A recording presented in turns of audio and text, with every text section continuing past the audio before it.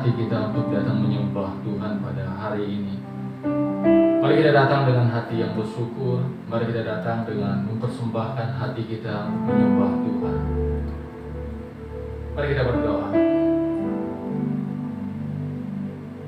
Terima kasih ya Tuhan buat segala kebaikan-Mu.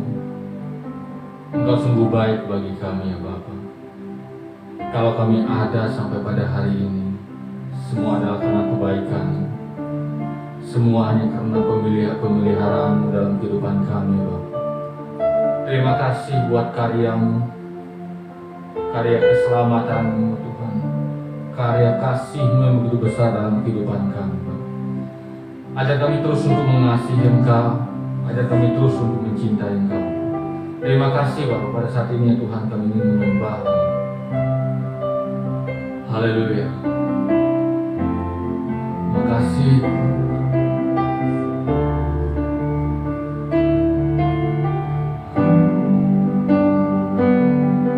Terima kasih ya Bapa. Kami mengucap syukur buat kebaikan-Mu. Kami berterima kasih buat hari-hari kami lewati. Kau yang menjaga kehidupan kami,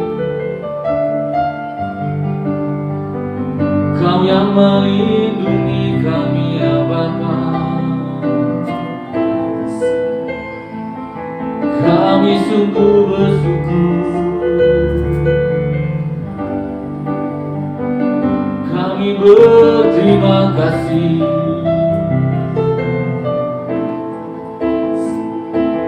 Makasih ya Bapa.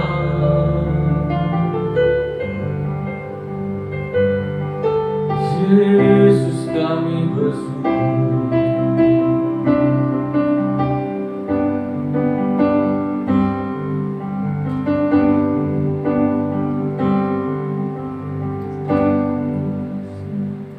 Musim kan selalu berganti, kasih Tuhan tetap abadi, tak akan berubah sampai selamanya. Ku tetap percaya. Mari bersama-sama katakan.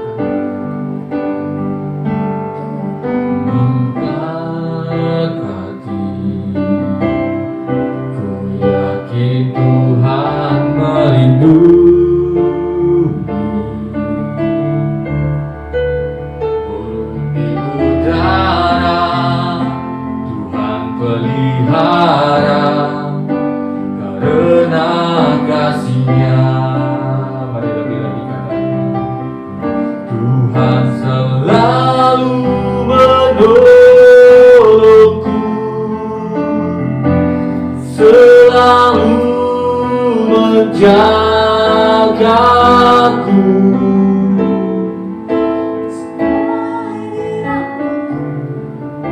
tak akan terjatuh tanpa seizin-Mu.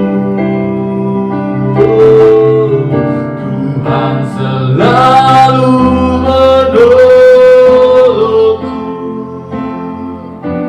selalu menjagaku.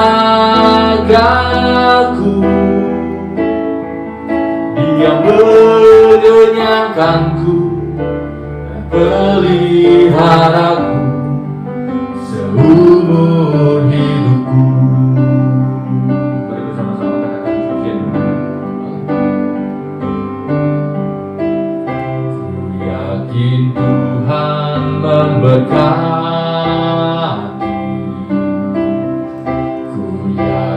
Tuhan melindungi,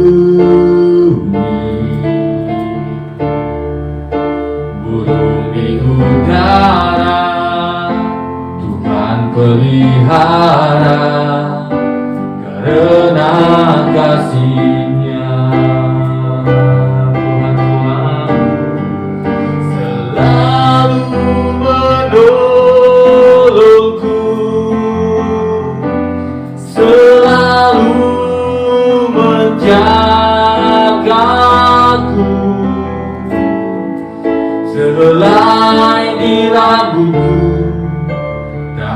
akan terjatuh tanpa seizin-Mu.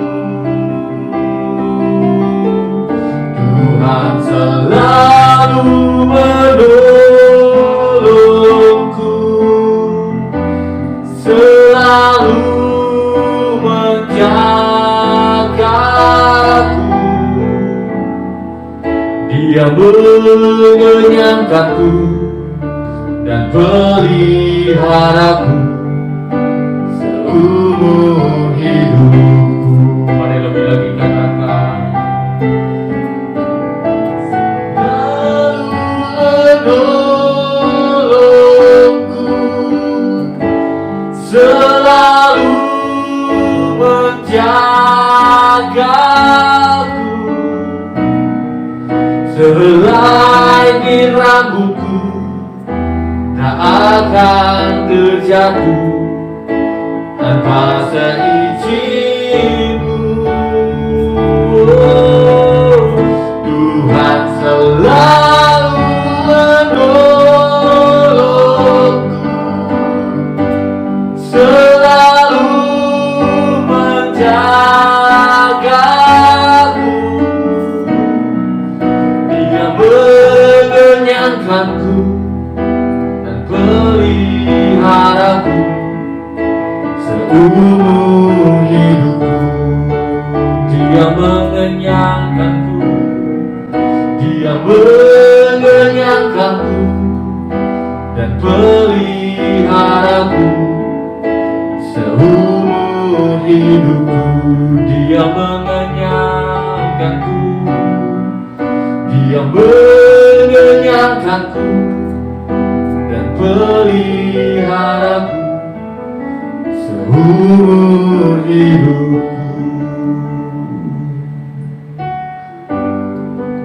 Kau yang mengenyangkanku, Kau yang peliharaku, Kau yang melindungiku dengan kasih-Mu. Kau yang menyertaiku, kini ku bersyukur. Ku berterima kasih ya Bapa. Kalau Kau mengasihiku, ku tahu Kau mencintai, ku tahu Kau peduli akan aku. Kini ku datang menyembah-Mu, kini ku datang memuji kebesaran-Mu, Yesus.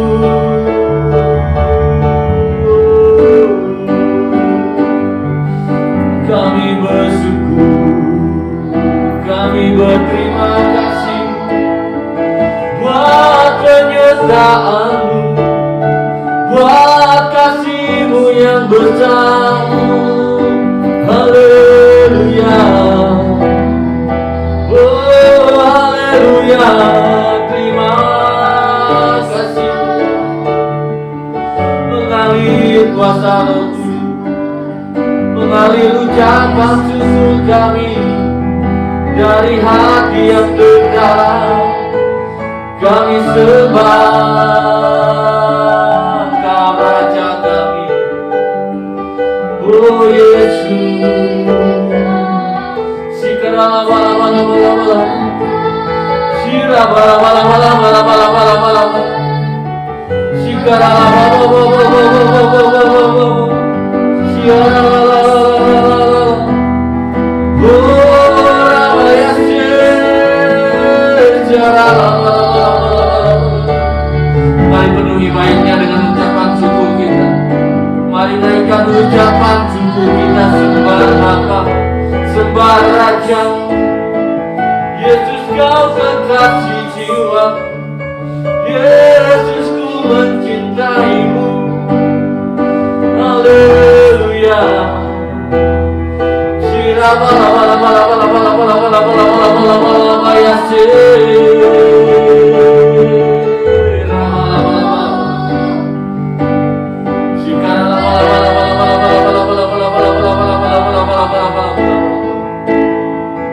bala bala bala bala bala bala bala bala bala bala bala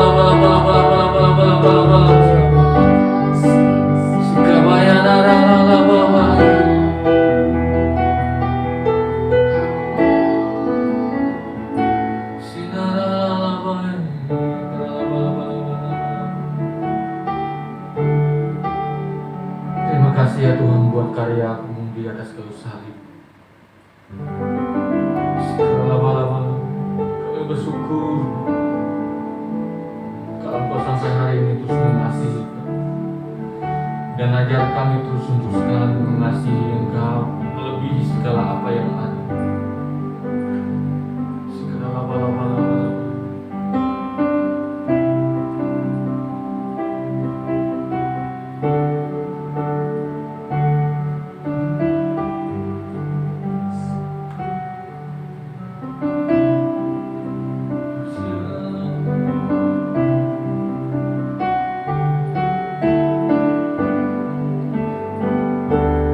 Aku mengasihi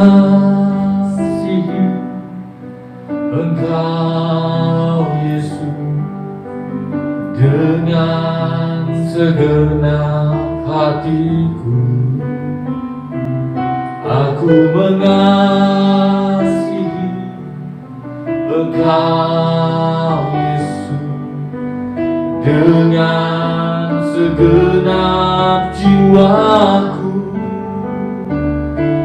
Renungkan firman-Mu siang dan malam, ku pegang perintah-Mu dan ku lakukan. Engkau tahu ya Tuhan, tujuan hidupku hanyalah untuk menyenangkan hati-Mu. Mari lebih lagi katakan, aku mengasihi Engkau Yesus dengan segenap hatiku. Aku mengasihi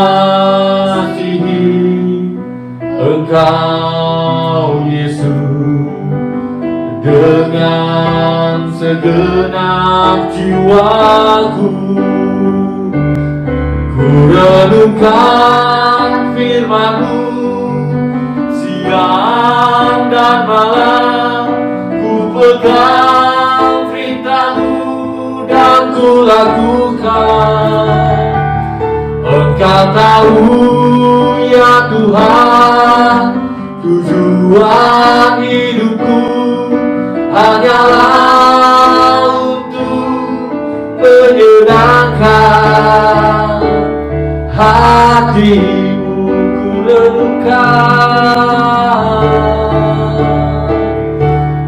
Ku renungkan firman-Mu siang dan malam, ku pegang perintah-Mu dan ku lakukan. Engkau tahu ya Tuhan, tujuan hidupku hanyalah untuk menyenangkan hati-Mu.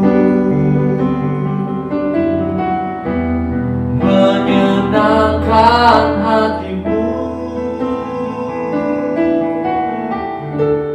menyenangkan hati-Mu. Mari sama-sama kita berdoa kepada Bapa di surga. Bapa di surga, kami mengucap syukur kepadamu Tuhan atas segala kasih karunia-Mu, segala kelimpahan, pemeliharaan dan pertolongan-Mu yang tidak pernah habis-habisnya Kau berikan buat kami ya Allah. Hari ini walaupun kami masih beribadah secara online, tapi kami percaya hadirat-Mu menyertai kami semua dan memimpin kami Tuhan, dan memberikan kami pencerahan. Dan Roh Kudus berperanan besar lebih lagi untuk menerangi hati kami, pikiran kami, untuk menerima firman Tuhan dan mengajar kami lebih lagi. Bapa di surga, kami ucap syukur, punya Allah yang luar biasa seperti Engkau ya Tuhan. Ajar kami dan pimpin kami selalu ya Allah berjalan kebenaran-Mu Tuhan. Dan kami percaya biarlah kami boleh menjadi umat-umat yang lebih dari pemenang dalam segala hal yang kami lakukan Tuhan. Tidak kalah oleh keadaan, tidak kalah oleh situasi apapun juga, tetapi kami percaya ada Yesus yang menyertai kami selalu. Di dalam nama-Mu Yesus kami berdoa mengucap syukur. Haleluya. Mari sama-sama katakan amin. Shalom saudara kasih dalam Tuhan Yesus Kristus, apa kabarnya? Saya percaya saudara semua dalam keadaan sehat-sehat semua dan baik-baik selalu saudara ya. Nah, kita masih menindaklanjuti bahwa visi di bulan ini yang Tuhan berikan buat kita semua, kasih dan penghormatan kepada Allah kita atau kepada Tuhan kita. Dan kita sudah belajar di minggu lalu bahwa Allah terlebih dulu mengasihi kita, dan sehingga Tuhan juga mengajar kita untuk bisa mengasihi Tuhan dengan segenap hati kita. Kalau saudara lihat bagaimana kita mengalami pertobatan kepada Tuhan kita Yesus Kristus, percaya kepada Tuhan kita Yesus Kristus, dan Allah tidak pernah hitung-hitungan sama kita. Sudah berapa kali kita berbuat dosa, sudah berapa kali kita berbuat salah kepada Tuhan, tapi terus Tuhan masih mengampuni kita. Tuhan masih beri kita kesempatan. Tuhan masih beri kita kesempatan untuk bisa menunjukkan kasih kita kepadanya. Ya, lewat perbuatan kita, lewat sikap hidup kita, lewat cara kita berbicara, pola pikir kita dan sikap hati kita, saudara. Karena Tuhan tahu posisinya bahwa Dialah yang terlebih dulu memilih kita, terlebih dulu yang menyelamatkan kita. Dialah yang punya inisiatif untuk membangun kembali hubungan antara manusia dengan Allah. Sehingga anaknya Yesus Kristus turun ke dunia ini untuk menyelamatkan kita supaya kita kembali menjadi anak-anak Allah, saudara. Nah, kita bersyukur bahwa apa yang Tuhan sudah nyatakan buat kita semua, kasihnya begitu luar biasa dan tidak ada tandingannya dimanapun juga, saudara. Tidak ada seorang pun yang rela memberikan nyawanya untuk menunjukkan kasihnya kepada kita. Tidak ada, saudara. Hanya Tuhan kita Yesus Kristus sendiri yang memberikan kasih yang begitu besar kepada kita semua. Nah, hari ini, saudara, kita akan belajar bagian yang kedua, yaitu perintah dalam membawa persembahan. Ya, saudara ya. Nah, persembahan untuk kemah suci. Dan hari ini kita akan belajar soal mengenai kemah suci. Seperti yang kita tahu bahwa kemah suci itu dibangun pertama kali oleh Musa bersama seluruh bangsa Israel pada saat itu. Ya, kenapa Musa bisa mendapat suatu gambaran tentang tempat kediaman Allah? Karena Allah sendiri yang berbicara kepada Musa dan Allah sendiri yang memberikan blueprint-nya kepada Musa. Ya, cetak birunya bagaimana cara membangun kemah suci tersebut. Dan Allah ingin berdiam di tengah-tengah umatnya bangsa Israel. Karena apa, saudara? Allah begitu mengasihi umatnya. Allah begitu mencintai umatnya. Dan Allah ingin dekat dengan umatnya, saudara. Hal yang luar biasa, saudara ya. Kita baca slide-nya, saudara. Di situ dikatakan bahwa kemah suci adalah tempat kediaman Tuhan di bumi setelah peristiwa di Gunung Sinai. Ya, Tuhan ingin berada di tengah-tengah umatnya. Jadi kalau kita lihat di sini bahwa kemah suci ini tidak bisa dibangun dengan sembarangan atau rekayasa manusia atau khayalannya dari Musa. Bukan, tapi itu benar-benar blueprint yang Tuhan berikan gambarannya langsung kepada Musa secara detail, saudara. Berapa ukurannya, berapa tingginya, apa-apa saja barang-barang yang harus ada di dalamnya. Itu harus dibuat secara detail dan terperinci sesuai dengan blueprint yang Tuhan berikan kepada Musa.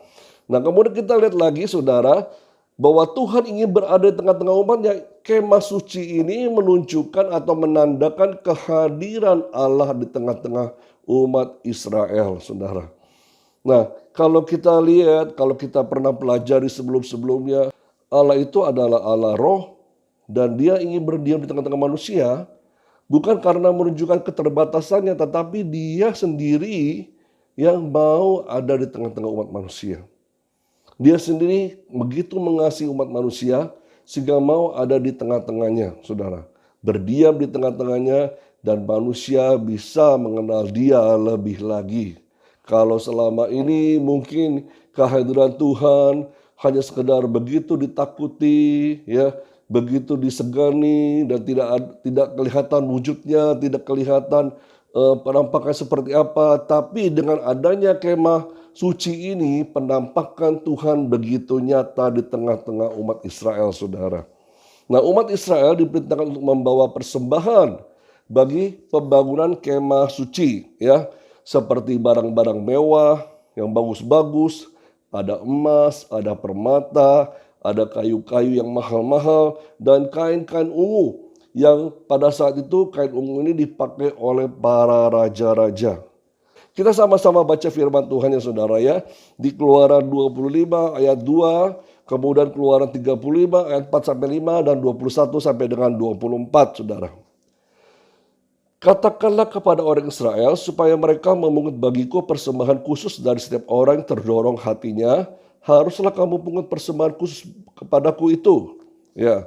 Kemudian ayat pasal 35 ayat 4 sampai dengan 5. Berkatalah Musa kepada segenap jemaah Israel, inilah firman yang perintahkan Tuhan, bunyinya, ambillah bagi Tuhan persembahan khusus dari barang-barang kepunyaanmu. Setiap orang terdorong hatinya harus membawanya sebagai persembahan khusus kepada Tuhan.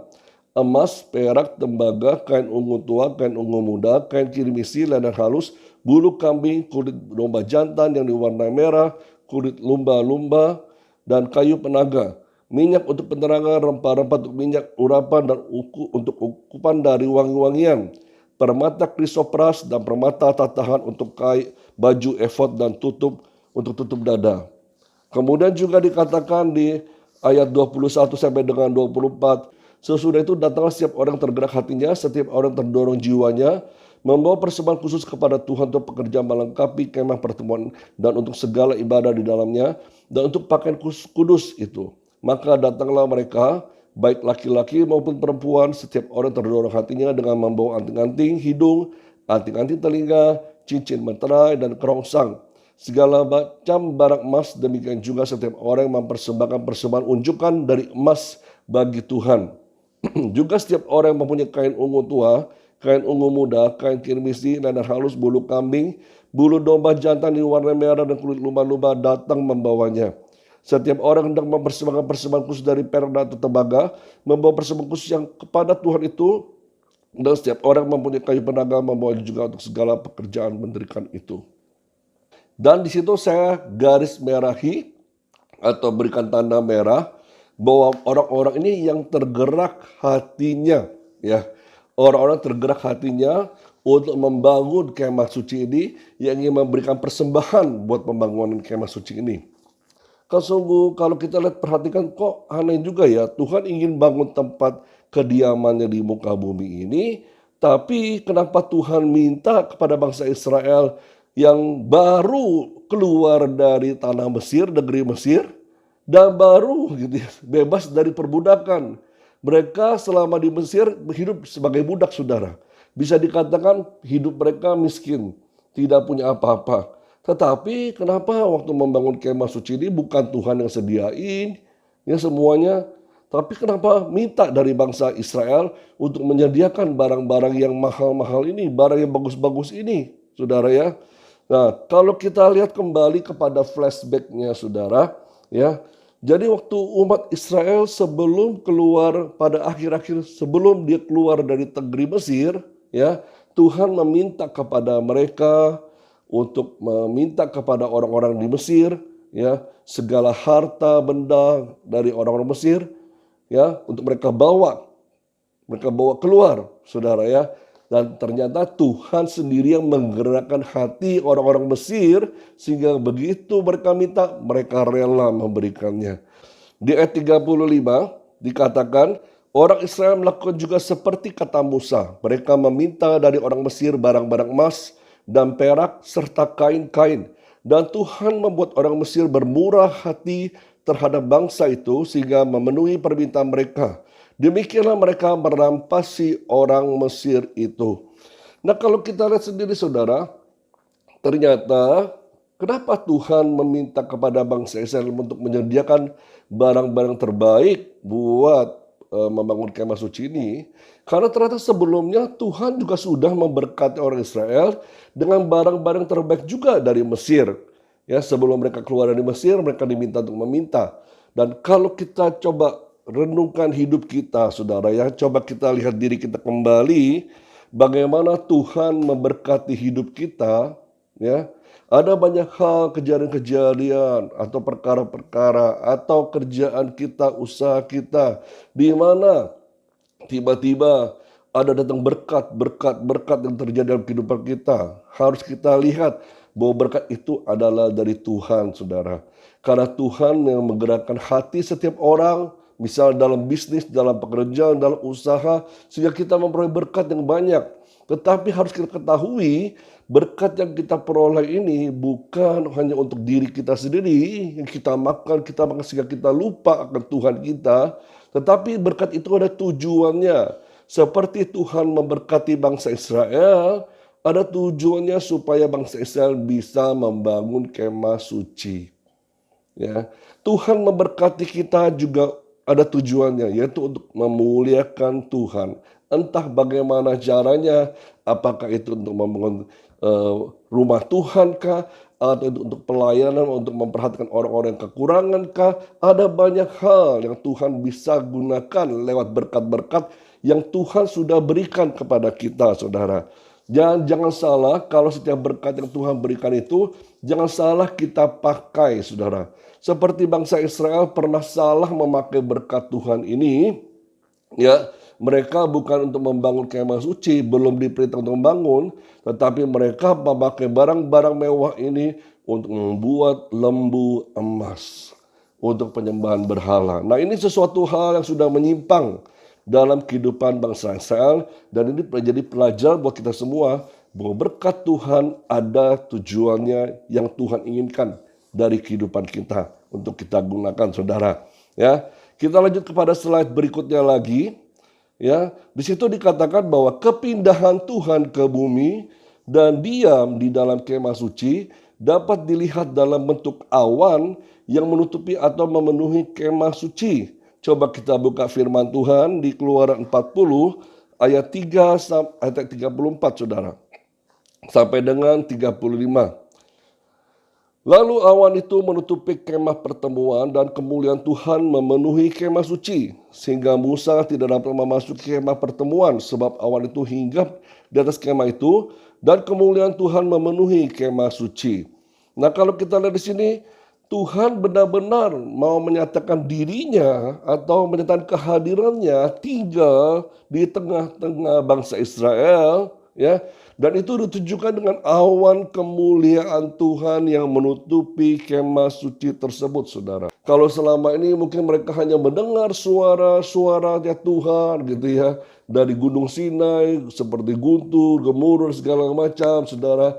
Dan ini ternyata benar-benar mereka melihat sendiri ketika hadirat Allah nyata, hadirat Allah itu ada di tengah-tengah mereka, itu ditunjukkan dengan adanya awan kemuliaan yang menutupi atau memenuhi kemah suci tersebut, saudara.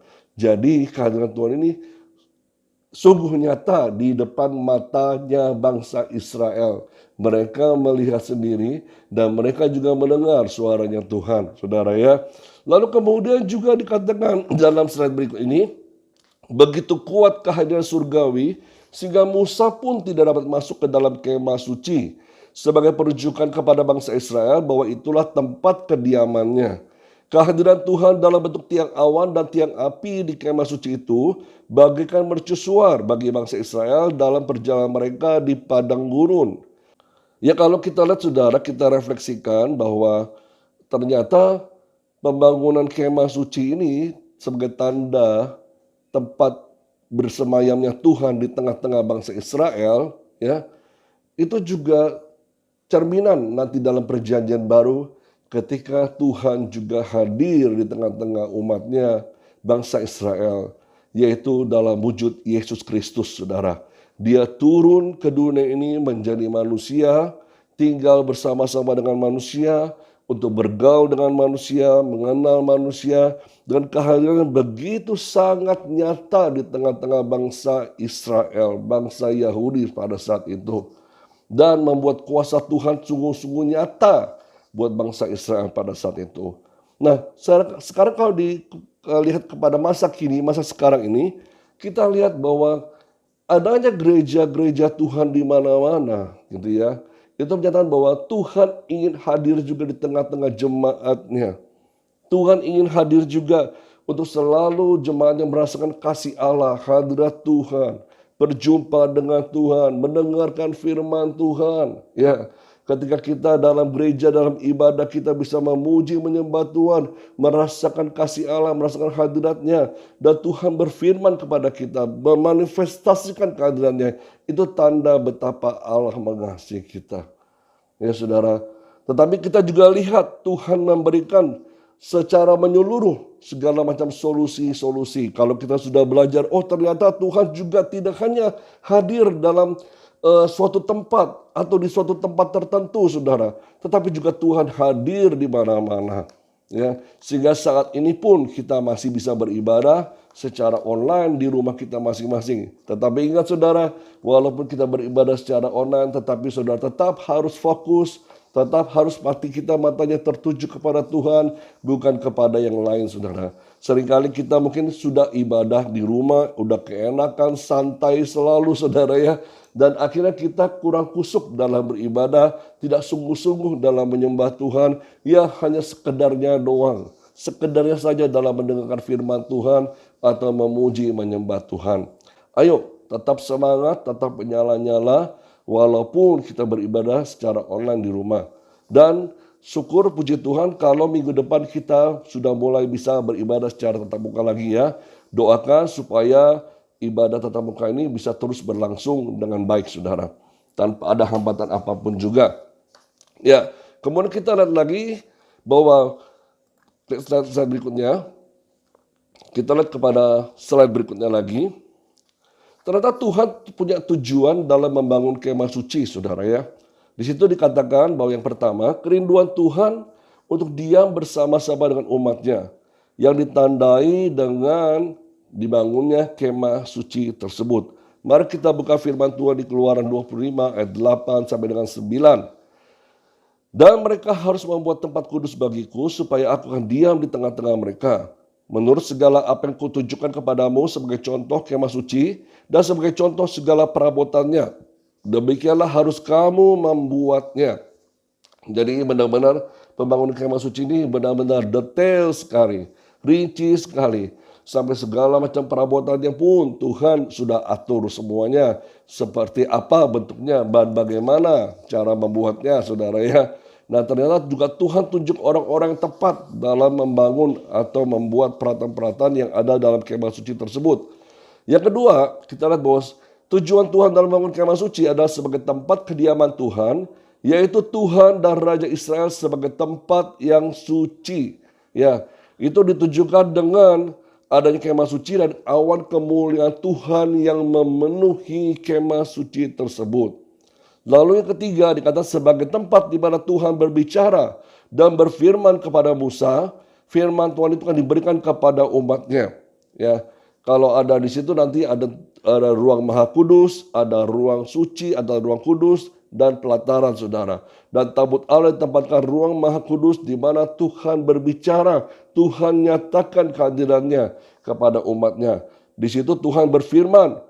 Dan ketika Tuhan berfirman ini untuk kebaikan juga bagi umat Israel pada saat itu. Ya, yang keempat, menjadi sumber berkat bagi umatnya. Ternyata kehadiran Tuhan yang luar biasa itu menjadi berkat yang tersendiri bagi umat Israel. Ya, ketika bangsa-bangsa lain berhadapan dengan bangsa Israel, mereka gentar, takut. Kenapa? Ternyata mereka gentar bukan karena bangsa Israel lebih kuat secara fisik, bukan. Tetapi kenapa? Ada hadirat Allah yang menyertai mereka. Penyertaan Tuhan kepada bangsa Israel sungguh-sungguh nyata, sehingga setiap dalam mengalami peperangan atau apa menghadapi setiap lawan-lawannya, bangsa Israel selalu menang, saudara. Dan yang kelima dikatakan menjadi perwujudan kehadirannya senantiasa atau penyertaan yang dapat dilihat. Nah kalau kita lihat ini dikatakan bahwa dialah Immanuel, Allah Immanuel, Allah yang selalu beserta dengan umatnya, saudara. Kita masuk kepada slide berikutnya lagi. Ya, yang bagian kedua ini persembahan sebagai penghormatan kepada Tuhan. Ya, dengan adanya kemah suci atau tempat kehadiran Tuhan, maka mulailah diatur cara membangun hubungan dengan Tuhan, ya, yaitu dengan adanya pengangkatan para imam. Ya, saudara bisa baca di rumah masing-masing nanti ya dari Keluaran 29 ayat 28 sampai dengan 46 saudara. Ya, di situ nanti diatur bahwa yang menjadi imam-imam itu adalah keturunan-keturunan Harun ya. keturunan Harun, dan juga diatur bagaimana cara mengatur korban-korban persembahan, korban ucapan syukur dan segala macam. Lalu bagaimana pakaian mereka harus dibuat, apa saja yang ada dalam pakaiannya, itu semua ada di dalam Keluaran 29 ini, saudara. Dan itu sudah diatur sedemikian rupa supaya imam ini berperanan sangat penting di tengah-tengah ibadah bangsa Israel kepada Tuhan. Ya, di situ dikatakan bahwa para imam ini punya syarat mengenai korban di depan kemah suci. Peranan para imam dibuat secara teratur dan menuntut kekudusan para imam maupun umat agar korban persembahan mereka diterima oleh Tuhan.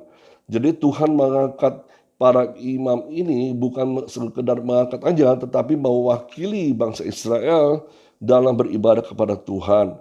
Dan pelayanan para imam ini tidak sembarangan juga karena mereka harus benar-benar menjaga kekudusan. Ya, ada syaratnya dan tidak main-main. Begitu juga kalau kita saat ini di gereja Tuhan ditunjuk sebagai para pelayan-pelayan Tuhan, apapun bidang pelayananmu, jangan menganggap rendah pelayananmu, jangan menganggap remeh pelayananmu, ya, semau-mau kita, ya. Jadi kalau sudah Tuhan tunjuk, ayo kita lakukan bagian pelayanan kita dengan sungguh-sungguh untuk memberikan yang terbaik bagi Tuhan. Nah, kemudian lagi kita lihat bahwa pengangkatan para imam ini, imam bertindak di ranah perjanjian Tuhan dengan umatnya. Hal ini diutarakan melalui syafaat para imam. Sekalipun demikian, bangsa Israel sendiri dapat menghadap Tuhan secara pribadi dan membangun persekutuan pribadi dengan Tuhan melalui korban-korban persembahan untuk pendamaian atau pengudusan dan doa bagi mereka. Jadi selain dikatakan bahwa para imam ini bersyafaat, ya, tetapi juga bangsa Israel dapat berdoa langsung kepada Tuhan melalui persekutuan pribadinya dengan Tuhan, saudara. Ya, slide berikutnya lagi. Nah, kalau kita lihat di bagian-bagian terakhir ini, kita akan lihat persembahan dan esensinya. Dengan adanya kemah suci di tengah-tengah bangsa Israel, maka Tuhan mulai memerintahkan agar Israel membawa persembahan-persembahan mereka ke kemah suci sebagai esensi dalam hal mendekati Allah dan menghadap kepada kemahnya.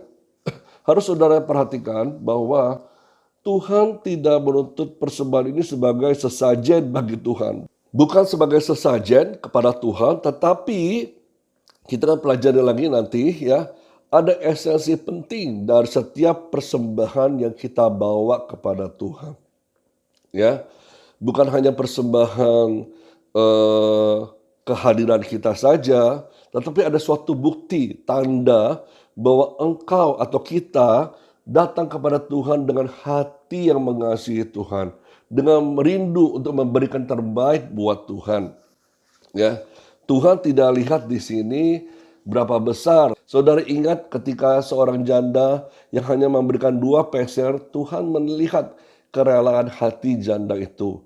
Ya, dari ketidakpunyaannya tapi dia rela memberikan yang terbaik buat Tuhan. Ada orang yang lebih diberkati, ada orang yang lebih kaya, tetapi dia memberi hanya sekedarnya, ya. Dia pikir dia sudah memberikan terbaik, tetapi ternyata di hadapan Tuhan itu belum yang terbaik. Jadi kalau kita lihat, datang kepada Tuhan itu jangan dengan tangan yang hampa. Karena Tuhan sendiri mengajarkan kepada umatnya, ayo datang kepada Tuhan, berikan persembahan, tidak hanya hidupmu, tapi kan buktikan cintamu, kasihmu kepadaku, ya, kepada Tuhan, dengan persembahan yang terbaik kepada Tuhan. Ya, mari sama-sama kita buka firman Tuhan di Ulangan 16 ayat 16 dan 17, saudara. Ya. 3 kali setahun setiap orang laki-laki di antaramu harus menghadap hadirat Tuhan Allahmu ke tempat yang akan dipilihnya, yaitu pada hari raya roti tidak beragi, pada hari raya 7 minggu dan pada hari raya pondok daun. Janganlah ia menghadap hadirat Tuhan dengan tangan hampa, tetapi masing-masing dengan sekedar persembahan sesuai dengan berkat yang diberikan kepadamu oleh Tuhan Allahmu. Di situ dikatakan jangan menghadap hadirat Tuhan dengan tangan hampa, tapi juga berkat yang diberikan kepada Tuhan ini adalah berkat yang sesuai. Berkat yang sesuai yang diberikan Tuhan kepada kita, saudara.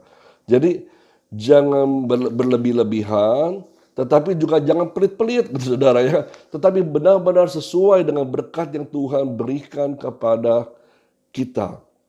Ya, kita sudah diajar bagaimana kita memberikan persepuluhan atau mengembalikan persepuluhan buat Tuhan. Karena kita menghargai setiap berkat yang Tuhan sudah berikan buat kita kembalikan kepada Tuhan 10% ya saudara. Lalu juga ada berkat-berkat yang lain. Misalnya saudara mengalami sesuatu, saudara ingin mengucap syukur karena pertolongan Tuhan, karena kesembuhan yang Tuhan berikan, karena kasih Tuhan yang luar biasa, mujizat Tuhan buat kita. Itu ada ucapan syukur kita bisa berikan kepada Tuhan. Atau seperti tadi kita sudah pelajari bagaimana bangsa Israel bersama-sama membangun kemah suci dengan memberikan persembahan-persembahan untuk membangun pembangunan rumah Tuhan, saudara. Nah ini dengan benar-benar yang Tuhan ajar kepada umatnya, hatimu dibawa kepada Tuhan, dan apa yang sudah Tuhan berkati dalam kehidupan kita juga berikan persembahan kepada Tuhan sebagai tanda syukur kita, tanda terima kasih kita, tanda kasih kita kepada Tuhan. Ya, membawa persembahan adalah identik dengan kasih dan penghormatan kita kepada Tuhan. Jadi ini sebagai bentuk ekspresi kita dalam memuja Tuhan, dalam menyembah kepada Tuhan, sebagai bukti untuk mengasihi Tuhan lebih lagi, saudara. Nah, kita lihat lagi slide kepada berikutnya. Di sini dikatakan bahwa bentuk pengakuan bahwa Dia adalah Tuhan atas bangsa Israel yang diam di tengah-tengah mereka. Hal ini diutarakan oleh bangsa Israel dengan cara mempersembahkan korban sebagai penghormatan baginya. Kitab Imamat adalah kitab yang membahas tata cara persembahan. Ya, jadi benar-benar di sini bahwa bangsa Israel memberikan persembahan korban sebagai penghormatan kepada Tuhan, sebagai bukti ekspresi cinta dan kasihnya kepada Tuhan, bahwa Tuhan sudah hadir di tengah-tengah umatnya. Tuhan hadir menyertai umatnya. Tuhan hadir memberikan firman-Nya kepada kita semua. Dan kalau kita lihat juga, ternyata Daud pun mengakui ya, kebesaran Tuhan ini, bahwa dengan adanya Tuhan yang menyertainya dalam memimpin, dalam memerintah negara bangsa Israel ini, ada berkat yang Tuhan berikan kepada Daud. Ya, kita buka sama-sama di 1 Tawarik 29 ayat 9 sampai dengan 18, saudara. Kita buka dari 9 sampai 11 aja, saudara ya. Kita baca di situ. Bangsa itu bersukacita karena kerelaan mereka masing-masing. Sebab dengan tulus hati mereka memberikan persembahan sukarela kepada Tuhan. Juga Raja Daud sangat bersukacita. Lalu Daud memuji Tuhan di depan mata segenap jemaat itu. Berkatalah Daud, terpujilah Engkau ya Tuhan, Allahnya Bapa kami Israel, dan dari selama-lamanya sampai selama-lamanya. Ya Tuhan, punyamulah kebesaran dan kejayaan, kehormatan, kemasyuran, dan keagungan. Ya segala-galanya yang ada di langit dan di bumi. Ya Tuhan, punyamulah kerajaan, dan Engkau tertinggi itu melebihi segala-galanya sebagai kepala. Ya, ini ada nyanyian-nyanyian saudara ya. Dikatakan, ya Tuhan, punyamulah kebesaran dan kejayaan. Ya Tuhan, punyamulah kehormatan, kemasyuran, dan keagungan. Segala yang di langit dan yang di bumi, kepunyaanmu. Ya, lagu ini sungguh luar biasa saudara ya. Ini ternyata diambil dari doanya Daud kepada Tuhan. Sebagai tanda pengakuan Daud bahwa segala-galanya yang dia miliki, segala-galanya dia punyai itu berasal dari Tuhan. Ya, sehingga dia rela memberikan terbaik kepada Tuhan, kepada Allah, saudara ya. Nah, tapi juga kita lihat bahwa ternyata ada persembahan-persembahan yang salah juga, yang Tuhan tidak berkenan. Dan Tuhan menegur umatnya dan mengoreksi umatnya ya melalui para nabi-nabinya ketika umatnya tidak memberikan persembahan dengan hati yang benar, dengan pribadi yang berkenan di hadapan Tuhan, tidak menjaga hidupnya di hadapan Tuhan. Itu Tuhan tidak berkenan dan Tuhan menegur mereka. Kita buka firman-Nya dari Yeremia 6 ayat 20, saudara ya. Apakah gunanya bagiku kamu bawa kemenyan dari Sheba dan tebu yang baik dari negeri yang jauh? Aku tidak berkenan kepada korban-korban bakaranmu dan korban-korban sembelihanmu tidak menyenangkan hatiku. Ya, jadi apa gunanya kalau bawa semuanya itu, tapi kalau hatinya melenceng, hatinya tidak fokus kepada Tuhan, hatimu mengalami distorsi, bukan kepada Tuhan. Penyembahan kita, persembahan kita, ibadah kita yang kita lakukan hanya sekedar rutinitas. Keagamawian kita, saudara. Apa bedanya kita ini dengan para ahli-ahli Taurat, imam-imam Farisi, orang-orang Farisi, saudara ya, yang ada di zaman Tuhan Yesus tersebut. Mereka sepertinya beribadah, sepertinya suci banget, saudara, holy sekali, tetapi ternyata mereka melakukan hanya sekedar aturan-aturan, tetapi hatinya jauh dari Tuhan. Yang Tuhan mau ya, persembahan kita oke, kita bawa kepada Tuhan, tetapi hatimu juga harus melekat kepada Tuhan. Kita memberikan persembahan dengan cara yang benar, dengan hati yang benar, dan pribadi yang benar, yang berkenan di hadapan Tuhan. Ya, sebagai tanda kasih dan penghormatan kita kepada Yesus Kristus. Amin, saudara.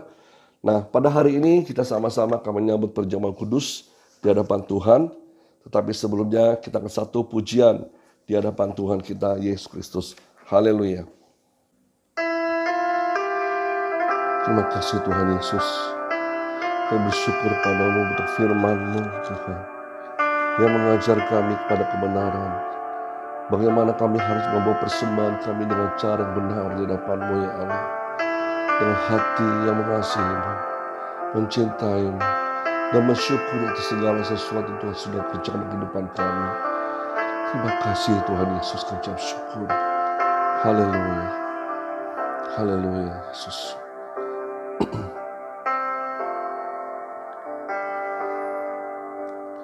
Tidak dengan tangan yang hampa ku datang ke hadirat-Mu,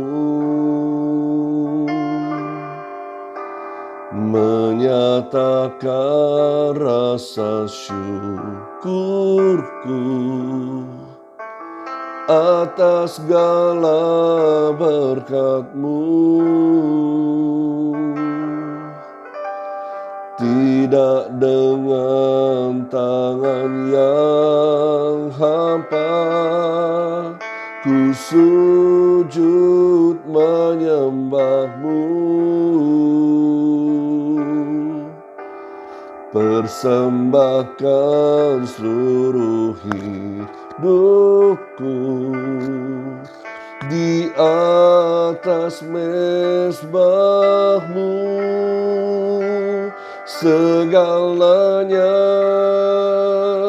yang ku miliki, semuanya daripada-Mu, kan ku bawa persembahanku yang terbaik hanya bagi-Mu. Terima kasih Tuhan Yesus, kami ucap syukur. Kau telah mengajar kami untuk membawa persembahan yang baik, yang berkenan di hadapan-Mu ya Tuhan. Terpujilah nama-Mu ya Allah Tuhan. Haleluya. Terima kasih Tuhan. Tidak dengan tangan yang hampa ku sujud menyembah-Mu, persembahkan seluruh hidupku di atas mezbah-Mu. Segalanya yang ku miliki, semuanya daripada-Mu, kan ku bawa persembahanku yang terbaik hanya bagimu. Segalanya yang ku miliki, semuanya daripadamu, kan ku bawa persembahanku yang terbaik hanya bagimu, kan ku bawa persembahanku yang terbaik hanya bagimu. Haleluya. Terima kasih Tuhan. Terima kasih Yesus.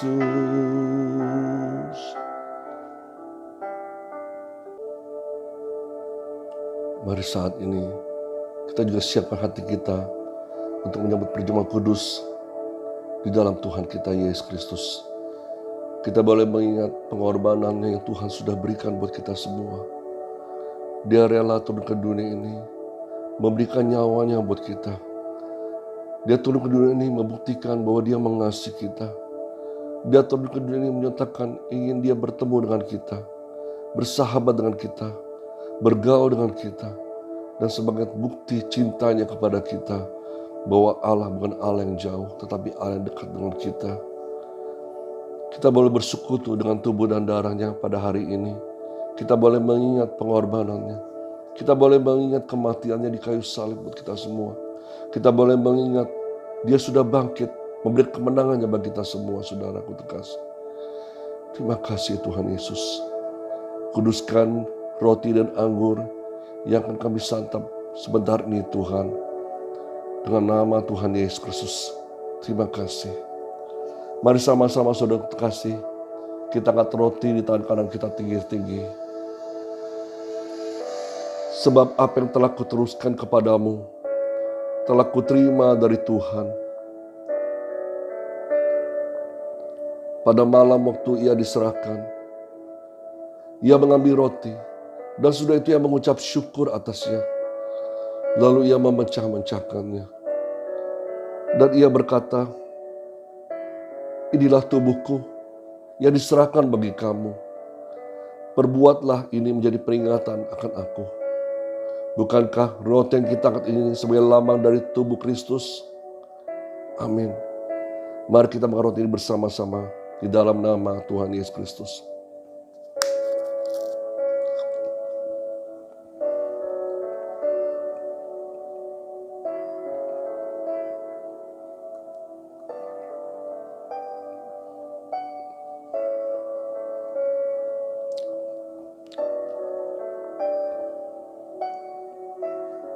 Mari kita juga mengangkat cawan anggur di tangan kanan kita tinggi-tinggi saudara kasih.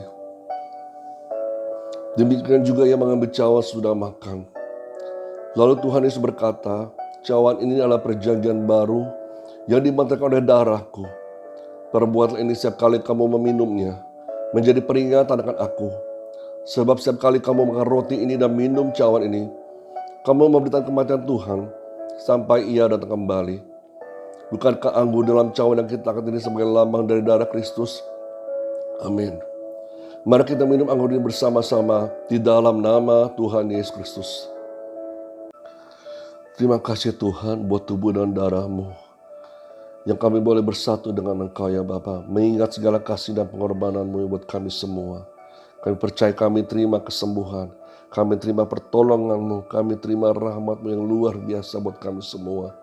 Dan saat ini kami juga mau berdoa Tuhan buat Indonesia ya Tuhan. Biarlah wabah corona dari Indonesia semakin berkurang ya Bapa. Dan semakin banyak orang-orang sakit corona disembuhkan di dalam nama Tuhan Yesus Kristus. Mujizat Allah masih nyata bagi bangsa negara ini ya Tuhan. Dan Engkau pakai semua tenaga-tenaga medis yang ada ya Bapa. Kau berkati mereka, Kau lindungi mereka semua ya Bapa. Dalam memberi kesehatan, menolong orang-orang yang sakit ya Tuhan.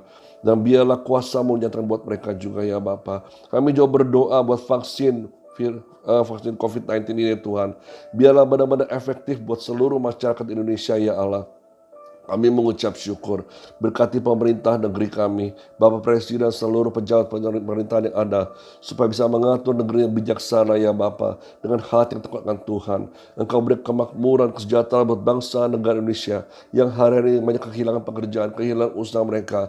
Diberkati Tuhan, diberikan pekerjaan yang baru, usaha yang baru ya Tuhan daripada-Mu. Dan saat ini ya Bapa, Kau juga berkati setiap umat-Mu ya Bapa, yang telah setia mengikuti-Mu Tuhan, setia beribadah di hadapan-Mu ya Bapa. Kau berkati dengan berkat terbaik Tuhan. Berkati mereka pribadi lepas pribadi, keluarga lepas keluarga ya Tuhan. Dalam pekerjaan mereka, dalam usaha mereka, dalam pendidikan mereka, semuanya dibuat berhasil. Dan berkat Tuhan tidak membuat mereka lupa akan Engkau ya Tuhan. Tetapi mereka selalu mengingatkan kasih-Mu kepada mereka ya Bapa. Dan mereka bisa berterima kasih dengan ungkapan-ungkapan yang luar biasa. Melalui persembahan-persembahan hidup mereka. Dan persembahan terbaik buat kemuliaan nama-Mu ya Bapa. Berkati dimanapun mereka berada. Dan biarlah berkat dari Allah Bapa, kasih Tuhan Yesus Kristus, kuasa Roh Kudus menyertai kita semua. Dan sekarang sampai selama-lamanya. Sampai Tuhan Yesus datang kedua kalinya. Menjemput kita semua di awan yang permai. Kita semua telah diberkati Tuhan, sama-sama katakan amin. Selamat hari Minggu saudara kasih, Tuhan Yesus berkati. Haleluya, dan sampai ketemu lagi minggu depan di gereja kita.